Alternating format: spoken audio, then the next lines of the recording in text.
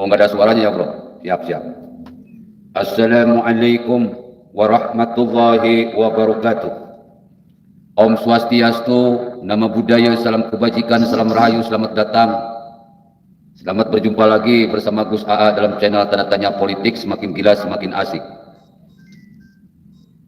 Bapak Ibu hadirin pemuda-pemudi sebangsa setanah air dimanapun kalian berada, ada sebuah ayat dalam Al-Quran. Bismillahirrahmanirrahim.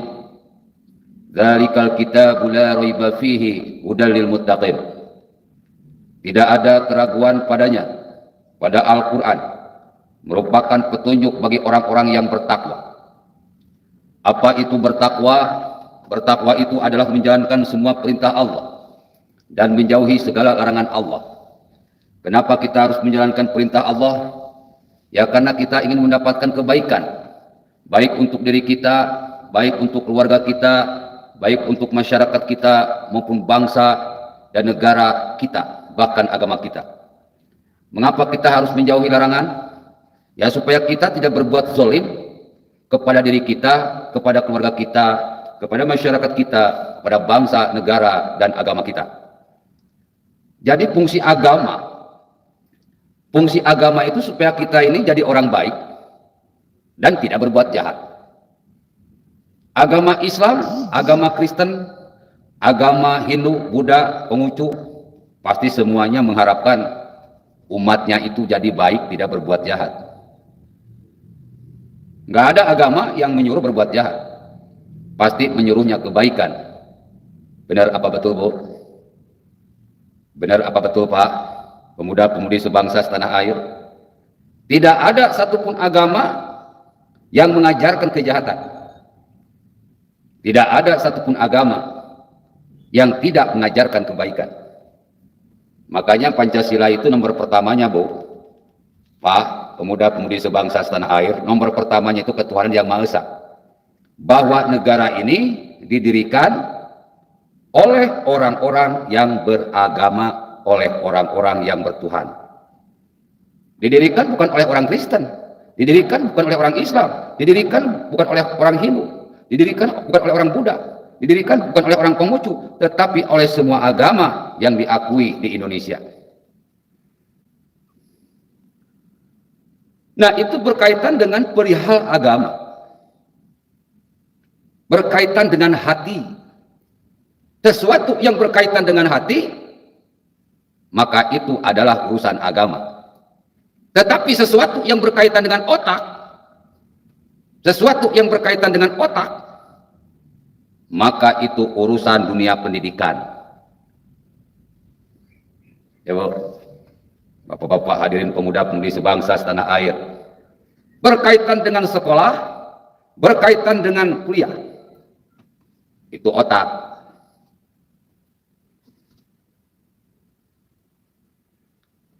Makanya perkembangan hati urusan agama, perkembangan otak urusan sekolah, dunia pendidikan. Permasalahan dengan hati, akhlak, urusan agama.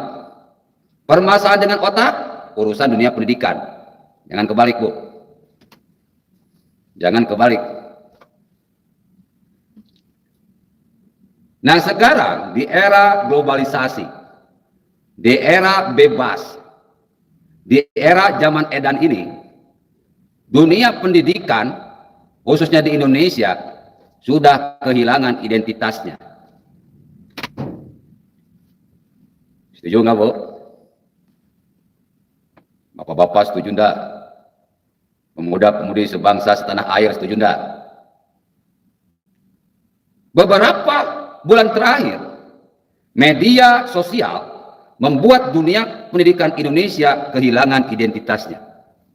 Media online membuat dunia pendidikan Indonesia kehilangan harga dirinya. Dunia pertiktokan membuat dunia pendidikan Indonesia kehilangan kekuatannya, kehilangan pengaruhnya. Padahal, Bu, Bapak-bapak hadirin pemuda-pemudi sebangsa setanah air, negara yang hebat pasti memiliki sistem pendidikan yang hebat. Sistem pendidikan yang hebat, pasti di dalamnya ada guru-guru yang hebat. Dan guru-guru yang hebat akan melahirkan lulusan-lulusan yang hebat. Ini metamorfosis pendidikan. Negara yang maju, pasti dunia pendidikannya maju. Dunia pendidikan yang maju, pasti punya sistem pendidikan yang maju. Sistem pendidikan yang maju pasti diisi oleh guru-guru yang berpikiran maju. Guru-guru yang berpikiran maju akan melahirkan lulusan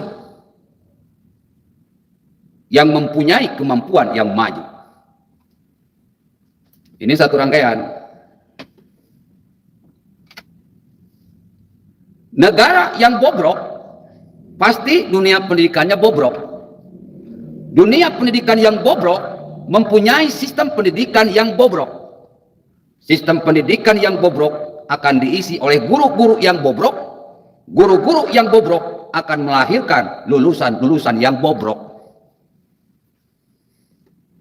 Betul, Bu? Bapak-bapak betul nggak, Pak? Cak Sunar gimana, betul? Pak Bambang Satoso, setuju nggak ini? Mamo Awi, setuju? Agustiawan? Negara yang korup mempunyai dunia pendidikan yang korup. Dunia pendidikan yang korup mempunyai sistem pendidikan yang korup.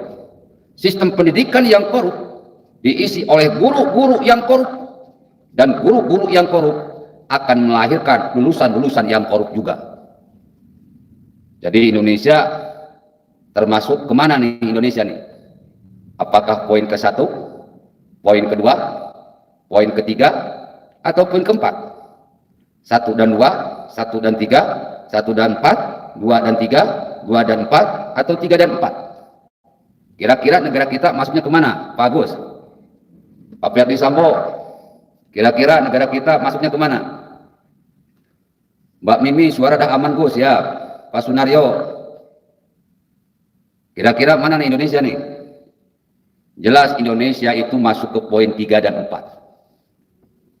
Negara yang bobrok punya dunia pendidikan yang bobrok, dunia pendidikan yang bobrok punya sistem pendidikan yang bobrok, sistem pendidikan yang bobrok diisi oleh guru-guru yang bobrok, guru-guru yang bobrok menghasilkan lulusan-lulusan yang bobrok.